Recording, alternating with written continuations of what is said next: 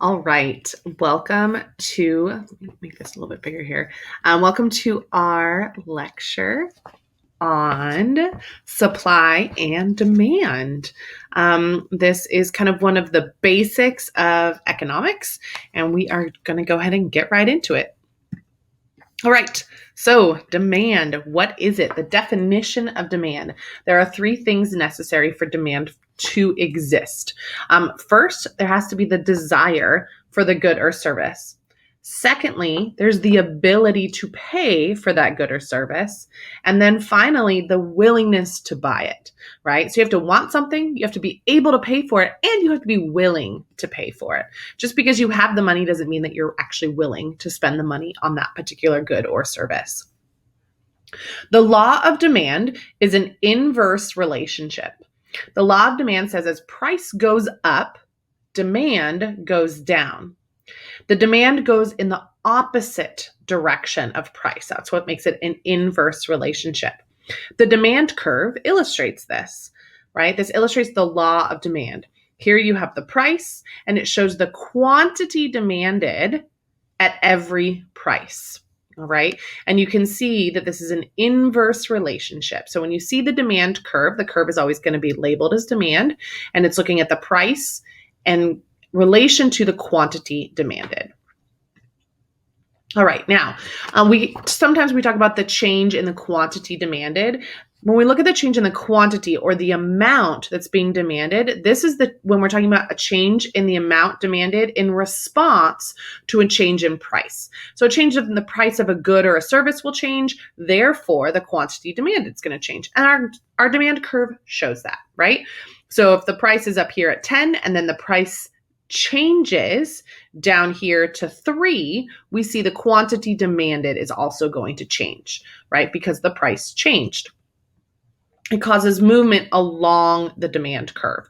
Now, there's a couple of reasons for this. First is the income effect. The income effect is when the change in a price affects the amount of income available to spend. So somebody's income isn't actually changing, they just feel like it changes. For example, if a price of a good or a service drops, a consumer may feel richer, so they may spend more. So here, if the price of gasoline goes down, the income of this consumer didn't actually change, but they feel like it changed, and so they might be willing to spend more on other things. There's also the substitution effect. This says that if a price changes on a good, it may become more or less expensive than alternatives. And so again, it's about the price of something changing, affecting the demand of that. So if we're looking at butter and the price of butter increases, we're going to see the demand for butter go down. We may see the demand of margarine increase, right? Because of the substitution effect. You can substitute butter and margarine for each other. Then there's what's called the diminishing marginal utility. Big fancy phrase here for you. This means that the more units a person acquires or the more somebody gets, the less eager that person is to buy more. So as your wants become satisfied, the less willing you are to buy more of that product. That first piece of cheesecake was awesome. The second piece was pretty good. But by the time you get to the third, you're like, oh my gosh, please don't give me any more cheesecake, right? Now, again, this is kind of a silly illustration, but it's this law of diminishing marginal utility. The more your demands are satisfied, the less likely you are, the less willing you are to spend more money on that particular good or service. All right, so now we're going to actually look at changes in demand. This is where we see demand changes at every price, but prices are staying the same. So change in quantity demanded is where the price was changing, therefore the quantity demanded was changing. But here, a change in demand, it shifts the demand curve. Prices are staying the same. So if you look at this graph, let's say this is 5. Okay, here's 5 and here's 5. The price hasn't changed, but you see the demand changing. Okay. If the demand curve shifts to the right, this is showing an increase in the demand. Over here, we see a shift to the left. Again, here's the price of, say, 5. Here's the price of 5. the demand curve has shifted to the left. That's showing a decrease in demand. Now, there's a number of reasons for the change in demand, all right? First and foremost is consumer income. So this is where somebody's income is actually changing, right? Changes in income affect a consumer's willingness and ability to buy even if the price remains the same, right? So the price of that jacket is still $100. The price hasn't changed. However, if you have less income, you are less likely to purchase that. So there's less demand, right? Taxes are a good example. If taxes increase, that takes more money out of my pocket. Therefore, again, the price of goods hasn't changed, but the demand of goods has changed because income has gone down. On the other hand, if somebody gets a raise, they're getting more money, so they are more willing to buy more goods and services. The price of those goods and services has not changed, but the demand itself changes. The other reason we might see a change in demand is because of consumer population, right? And this makes sense pretty clearly. The more people they have, the more people there are, the more the demand. The fewer people, the less there is demand. Another reason would be consumer tastes, right? So what is popular is going to affect the demand, even though there's no change in price.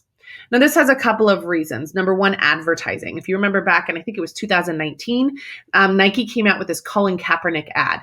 And depending on how you felt about Colin Kaepernick, was going to affect the demand on Nike. Some people were really supportive of Colin Kaepernick and the fact that Nike began using him in their campaigns, so they began to buy more Nike products. The price hadn't changed, but people were willing to buy it because of the advertising. Although the opposite was also true. Many people were not in favor of Colin Kaepernick and kneeling during the national anthem in protest of police brutality.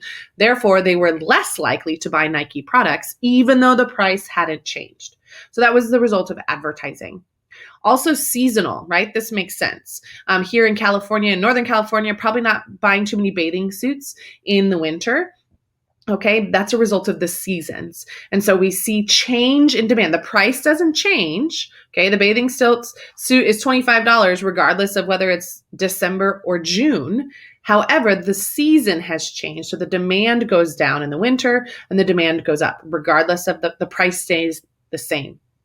The other thing that can affect consumer taste are fads, right? What's cool right now? What's in fashion right now? And so this is going to change all of the time.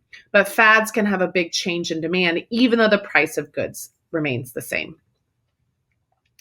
All right, consumer expectations is another reason why we see change in demand. So expectations about the future will affect our demand for products or services today.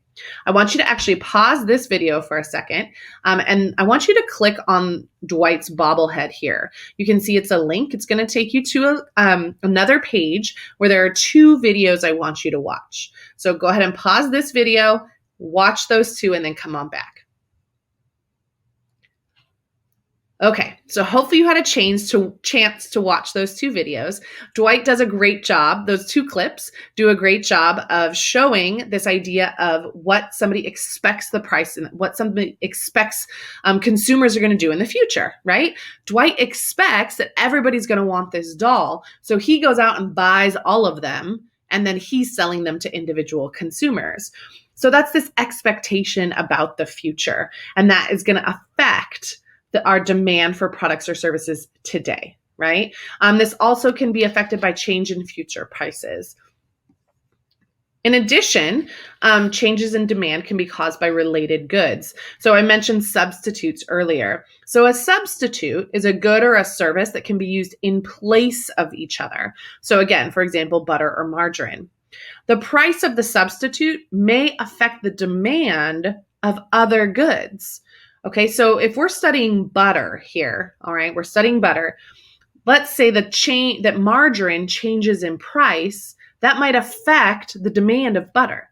So if the cost of margarine goes way, way, way up, then all of a sudden we may see the demand of butter go up because now it's cheaper than margarine, even though the price of butter itself hasn't actually changed. The cost of the related good may have changed. The price of the related good changes, which may affect the demand of this particular product. In addition, there's complementary goods, right? Goods or services that are used together. So peanut butter is peanuts and oil, okay? So let's say that the price of oil changes, can affect the demand for peanut butter. Okay, so again, we see that the price of related goods, both substitutes and complementary goods, can affect the demand of something else, even though the price hasn't changed. All right, now we're getting to elasticity of demand. Okay, I wish I had a rubber band right now. Let's see if I can find one while I'm talking. Okay, so the elasticity of demand is the extent to which a change in price causes a change in the quantity demanded.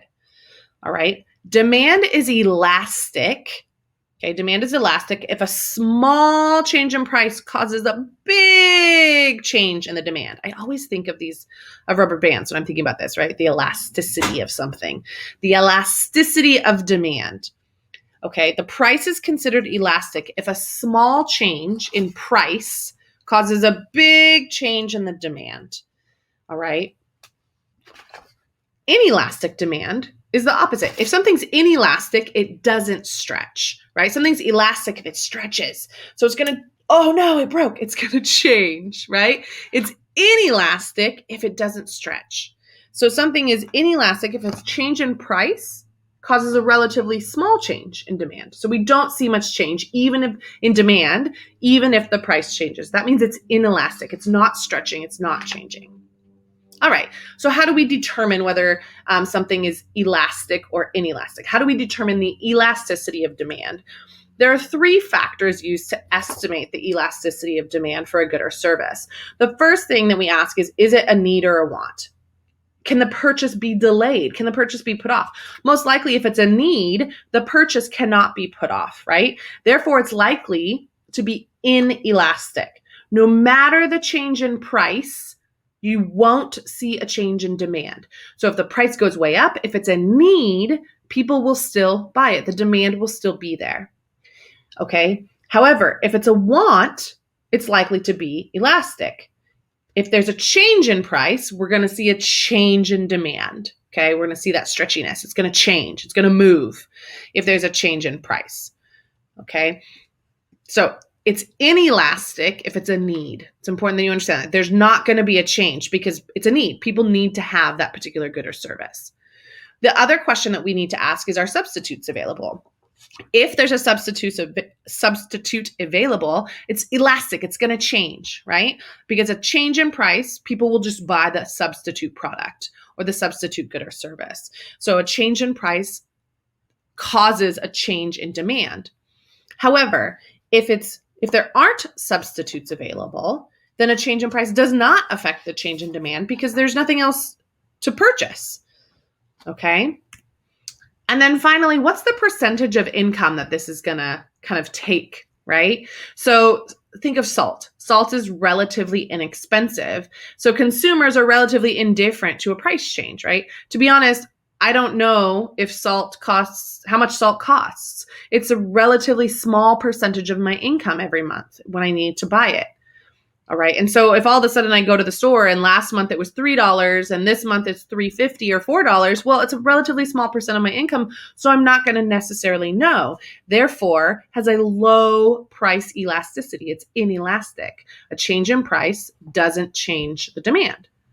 However, cars, for example, are really expensive. So a 10% increase in the price of a car is going to make it so that it's going to make it so that it's elastic. It's really going to affect the demand.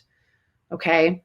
And so that's what I mean by this percentage of income. If smaller percentage of the income is inelastic, has a low price elasticity, all right, it connects back to that income effect. So think about when the new iPhones come out. You can buy a new iPhone for $1,000 or whatever it is.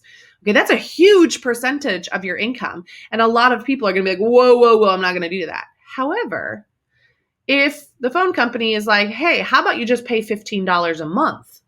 Instead of paying for all of $1,000 right now, which is a huge percentage of my income, I'm only going to pay $15 a month, which is a small percentage of my income, and I'm more likely to purchase that. Okay. So again, it comes back to that. And it's still the same price. It's still $1,000, just whether I'm paying all of it now or a little bit over time. And that income effect, it has an effect, right, on whether I'm willing to buy it. All right. Now we get on to supply. Demand and supply, supply and demand. All right. Supply is the ability and willingness to offer products for sale over a wide range of prices. Okay. This basically means it's basically anyone who wants to offer a good or service. They are a producer or a supplier. They decide how much they will produce or how much they will supply at each price. And the cost of production becomes really important to this. Now, it's important that you understand here from the supply side, the higher the price, the more that's going to be offered at that price, the more that will be supplied because of the profit motive. In a market economy, right, the producers or the suppliers have the ability to make money. And so they want to sell those high ticket items because they're going to make more money. So the higher the price, the more that's going to be supplied. So the law of supply says that producers are willing to sell more of a good or service at a higher price than a lower price. So therefore, as price goes up, quantity supplied goes up. The opposite is true as well. As the price goes down, the quantity supplied goes down. Supply has a direct relationship with price. It moves in the same direction. So here you see the supply curve. It shows the quantity supplied at every price. It shows how much of a good or service a supplier or a producer is willing and able to offer at every price. Okay, and again, all other factors except price remain the same in this curve here. So it's the quantity supplied at every given price. That makes our supply curve. Now, the change in quantity supplied is the change in amount that's offered for sale in response to the change in price. So again, this is movement along the supply curve. The curve is not shifting, but there's movement along the curve. If you look down here, right, the lower price, there's going to be less supplied. The higher price is more supply. Okay. Generally speaking, a supplier has the freedom to adjust their production in response to changing prices because of that profit motive. All right. So if the price goes down, you're going to see the supplier produce less because of that profit incentive or the profit motive. There's a financial gain is the incentive for the supplier. All right. So that's the change in quantity supplied. Now we're actually looking at the change in supply. All right. The change in supply is when producers offer different amounts for sale at every price. So there's no change in the price of a product, but there is a change in supply. And this is where we see the shift of the supply curve. And we saw this similar with demand, right? So if this is the price, here's 5 here, we see that there's actually more supply here. So we see if the supply curve shifts to the right, that's an increase in supply. If a supply curve shifts to the left, that's a decrease in supply. All right. Producers are willing and able to produce more when the price goes up. Okay, because of that profit incentive. Supply is always going to come back to the profit incentive or the profit motive. So now there's a number of reasons for this. And ultimately, just as I just said, it connects all back to the profit motive. So if the cost of inputs changes, the cost of the factors of production, land, labor, or capital, okay, if those costs of those change, if the cost of the factors of production that are necessary to produce a good or service change, it becomes more or less expensive to make an item, right? So the price of the good itself being supplied has not changed, but the cost of inputs, the cost of the factors of production has changed. So if the cost of the factors of production go up, the supply will go down because it becomes more expensive, right, to produce that good. However, if the cost of production goes down, we're going to see a supply increase. Again, the overall price of that product hasn't changed. The supply price hasn't changed. We're talking about the cost of the inputs to make it. Also, productivity has a big, can affect supply. Productivity is about being more efficient, using your resources more efficiently. So for example, if you have better trained workers, they can produce more goods in any given day. If you think back to agriculture, and as technology was introduced, you can produce more goods, you can grow more food in a field with the introduction of technology. The introduction of computers in almost every business, right, made things more efficient. The more efficient that a company or a producer is, the increase in supply. The less efficient, we're going to see a decrease in supply. Technology plays a big part in this, obviously. Introduction of new technology tends to reduce the cost of production. Usually, technology means you can make goods more efficiently. Therefore, you're going to make more, right, with your resources. However, we recognize there can be breakdowns with the technology, and you can have delays or increase of costs due to technology breakdowns. But that's kind of the exception rather than the rule, right? Usually, technology increases the supply because it increases the production. The other thing that can affect supply is the number of sellers or the number of producers in any given market. The supply curve shows the number of all sellers. The more sellers who enter the market, the more supply there's going to be. However, more supply, more producers can also increase competition, which then drives down price. And if you remember, our law of supply says if the price goes down, what's going to happen to the quantity supplied? The quantity supplied is going to go down because we're going to have these sellers leaving the market because the price is going down, right? So as the price goes high, you have more suppliers coming in. However, there's kind of this tipping point that can happen. And eventually, when there's so much competition that the price begins to drop, you then see suppliers leaving the market. So you can actually see a decrease in supply as sellers leave the market. So that, again, the number of sellers can increase your supply or decrease your supply. The other thing that can affect supply are taxes and subsidies. So these have the same impacts as the costs of inputs. They affect the cost of production.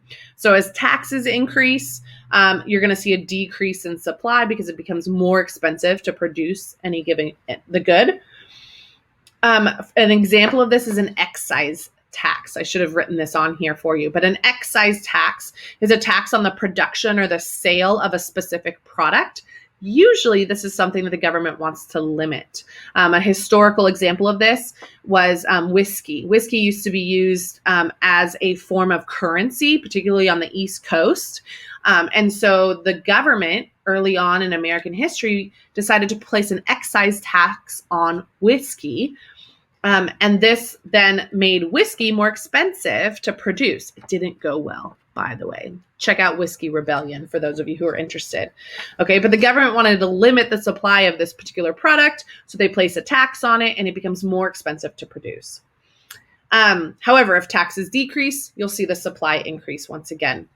Another thing that can happen are the subsidies. So here in the United States, we see farm subsidies are pretty popular. So a subsidy is where the government is a government payment that partially covers the cost of an activity. So again, historically thinking about the railroads, right? The government provided land grants to the railroads. So the railroad companies didn't have to pay for all the land that they were using. Today, this might look like a deal that the government has with farmers that tells them, hey, whatever you don't sell at the end of the season, we will buy from you. So this will typically decrease the cost of production, which will increase supply. However, if those subsidies are taken away, you then see decrease in supply. Okay, the subsidies are kind of helping the suppliers. It's the government helping the suppliers, covering a part of the cost of production. Another aspect that can change supply is government regulation. This generally increases the cost of production. Therefore, we decrease the supply, right? The more expensive something is to produce, the lower the supply is going to be. This might be something like minimum wage, right? Minimum wage laws, government regulation, or the government making rules about how to discard your waste. You can't just throw it in the river. You've got to actually pay for it to be discarded properly. That's government regulation. It's going to increase your cost of production. So we see a decrease in supply. Okay, so the last thing that I want to talk about here is the elasticity of supply. So the elasticity of supply is examining the extent to which changes in the quantity supplied are affected by the changes in price. All right, we saw when we talked about demand, right? The effect of the price and how much things change. So something is considered elastic if the change in price causes a relatively large change in the quantity demand. All right, so let's say if there's a 10% change in price, then there's going to be more than a 10% increase in the quantity supplied, all right, or decrease for that matter. Something is considered inelastic if a change in price causes little or no change in the quantity supplied, all right? So a 10% change in the price may not affect the quantity supplied at all. Now, the reasons are really going to depend on production. So, especially with the cost of production, items that are more difficult to make are considered inelastic, right? Because it's so difficult to make, it doesn't matter what the change in the price is. It's going to, the quantity supplied is going to stay the same because there's been so much time and energy into developing the technology and how to make this particular item. All right. On the other hand, items that are easier to make are elastic. Let's say leather boots, right? As the price may go from $60 to $150, the supply is able to keep up because they're relatively easy to make. Doesn't matter what the price is. There's not going to be much change in supply. If the price increases or decreases, the change in supply is really going to remain the same because the products are easy to make. Okay.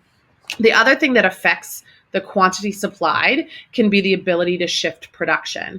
For many companies, it can be relatively easy to shift production, especially if you have a year or multiple years. Some industries can respond really quickly, especially those that don't require a lot of capital or skilled labor or maybe difficult to obtain resources. And so if you're able to shift production easily, then you're able to adapt to those changes in prices.